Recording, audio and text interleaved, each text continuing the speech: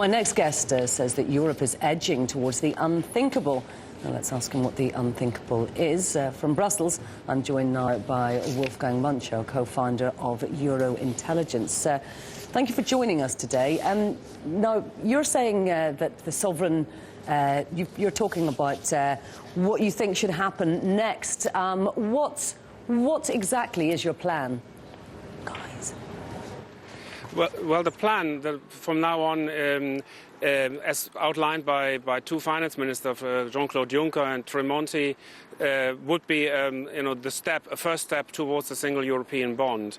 That would end the crisis. Now, if you don't want this, and Germany clearly doesn't want to do this, there are questions about, people will continue to ask questions about the Eurozone. The crisis is likely to linger on, and the mechanism to work against it will be just to plug gaps, increase the size of the bailout fund, buy bonds, and, make sure or hope that the crisis will just miraculously go away.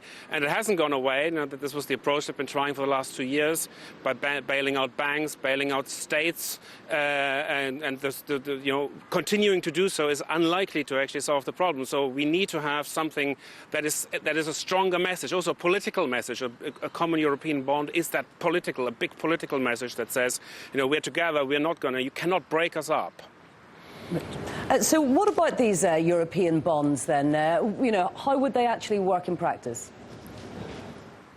Well, there are tons of different proposals, but what you can do is you can say from now on all the bonds we're going to issue are European bonds. You can say from now on all the bonds half of the bonds we're going to issue are European bonds, half are national bonds. You can cap a ceiling, say 40 or 60% of GDP, so that a country that has a lot of debt doesn't turn all its debt into European bonds, but keeps a very sizable proportion of its debt in national bonds to create an incentive for that country to reduce its debts. So there are various technical ways of creating it, but the idea is that countries have access to funding after the bailout fund runs out. We have to remember the bailout fund runs out in 2013.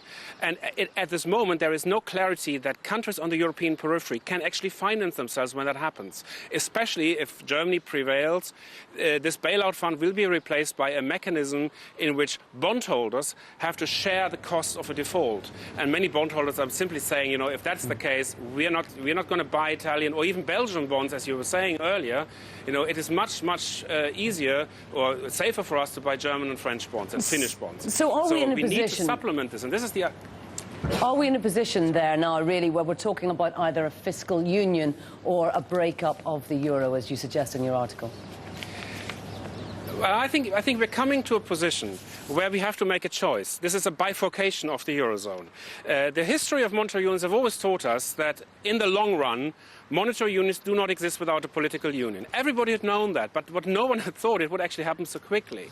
Now we're actually seeing why a monetary union without a political union can't last, because there are divergent developments in countries. In this case, it was the private sector divergences, much more so than the public sector. The budget deficits, debt to GDP ratios, they're all relatively aligned in the Eurozone. The real problem are diverging private sectors. And it is for that reason that the Eurozone now needs to make that step towards a political union or break up. But a policy to merely just plug holes and plug gaps and just go from one crisis to the next is not going to be sustainable. OK, Wolfgang Munchau, thank you very much indeed for joining us today.